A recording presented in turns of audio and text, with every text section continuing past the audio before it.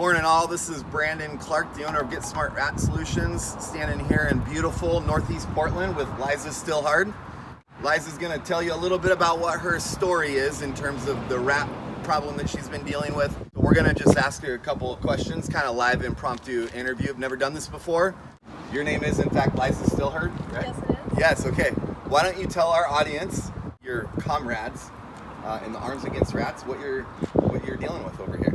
Okay, long story short, bought this little house about 8 years ago, and about 5 years ago I put out a little glue trap for spiders, I thought, and one night was sitting on my couch and heard screams, and there was a rodent, half dead. I am so fearful of rodents that I ran out of my front door at 2 in the morning, went to a friend's house. I've had 3 or 4 pest control companies over the past 5 years trying to help me with this problem. They've sealed the house, they've put traps, they've done the attic, the basement, everything, and I, about a year ago, sitting on my couch thinking my problems were over, and a rodent ran across my living room. And again, I ran out of the house screaming. My neighbors thought I was getting attacked. I'm very fearful. So I called Brandon, and he came and he told me that I had rats, and I said, no, I have little baby mice. Baby mice. And he said, no, you have rats. And I was like, that guy's crazy. See you later. Bye-bye. And my aunt actually had a pest control company in New Jersey. I sent her a picture of the critter that I killed, and she said, yeah, that's a rat. So I called him, and I haven't seen one in my house since. Is it true that you thought I was full of crap? Yes. Okay. Is it true that when I met you, I diagnosed your entire problem without setting foot inside your house? Yes. Or walking around it? Yes. Is it true that you basically threw me out as a crazy person? Yes. Yes! These are all true things that happen to me on a daily basis. But when the critter comes back, is it true that you called me back? Yes. Yes! Don't be like Liza. We're actually going to show you some of the things that I noticed when I was coming up to the house, and I'm looking, by the time I knock on your door, I've already made this assessment, but one of the things that I look for is cracking along the driveway. It might seem insignificant, a crack on the driveway. People have that all the time. Natural erosion can actually make those things happen, but when you call me for rats, I'm already thinking about underground excavation and rodent tunneling. One of the working theories that I put in place was that Liza's problem was coming from the street. Since we've started service here, they've actually dug up one section of the sewer pipe and replaced that, the sewer main. And then now, 1 block over, they're doing it in the opposite direction, right? The corner of 91st and Hoyt. One of the things that we try to do is we try to help people overcome their fears by facing them. So I have Liza closer to the rat hole than she's ever been in the year that we've been working for her, which is right here. So the theory was if they were tunneling along the driveway and then going in underneath the deck where they were finding holes that they chewed into the mud sill, the only way to stop that is to intercept activity. You guys, previously there was a lot of attempts made at excluding the rats. People don't often understand why they're actually doing what they're doing to begin with. So simple changes like intercepting activity. As you can see, we put a feeding station outside right here next to the driveway, and if you circle around, Robbie, you will see just how active this box has become. That right there is a massive, massive hole. So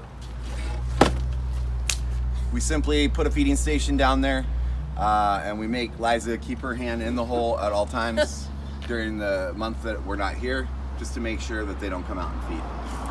So Brandon told me that the rats were coming in under this deck here, and there was a huge hole. I always saw evidence of them in the kitchen along this wall.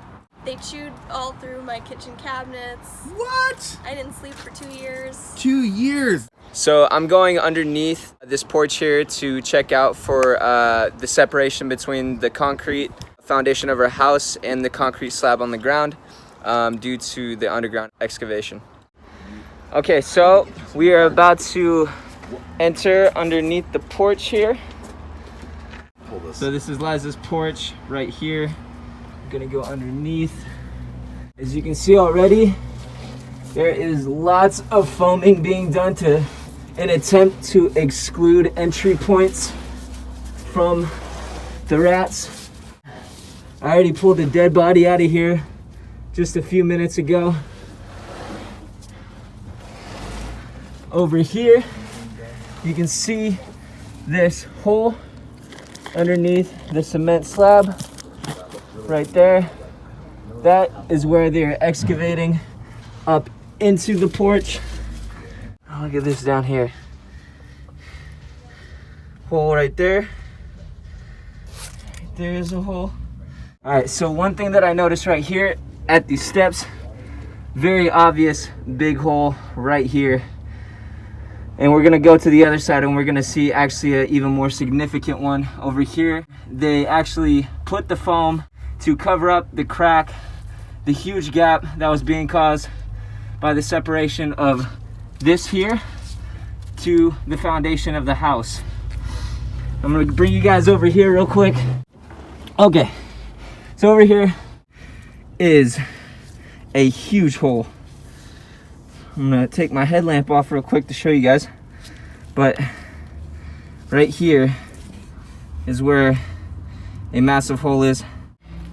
And I'm gonna bring you guys closer over here to see where some really big separation is happening. Right in here, these rats are tunneling into the house, into the kitchen, through the cabinets. Right there, you see it. And this staircase, literally 2 to 3 inches apart from the house. This should be completely connected to the house by cement. That was our under the porch experience.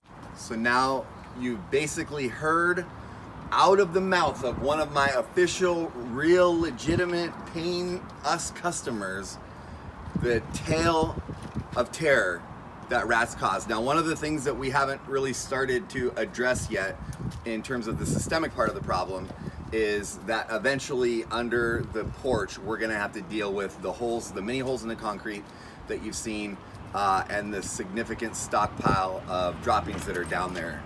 Killing rats actually is probably the most basic form of doing what we do. The art, the science, the smart part of the process is actually understanding what's going to drive the next generation to a spot and then eliminating those conducive conditions that just naturally exist in nature. So part of the issue is we have underground urine and feces and plenty of geological information that will drive that next generation of traffic. But if we can understand the behavior, the sociology of rats to the degree that we can get them to do something that even I can't solve the systemic part of the problem. But what if we could convince rats to do something that no human being could accomplish, and that is to repel each other, the next generation. So that ultimately is the smart process. As always, I'm Brandon Clark, your humble servant, my assistant here. Liza still hard. Coming at you from Northeast Portland.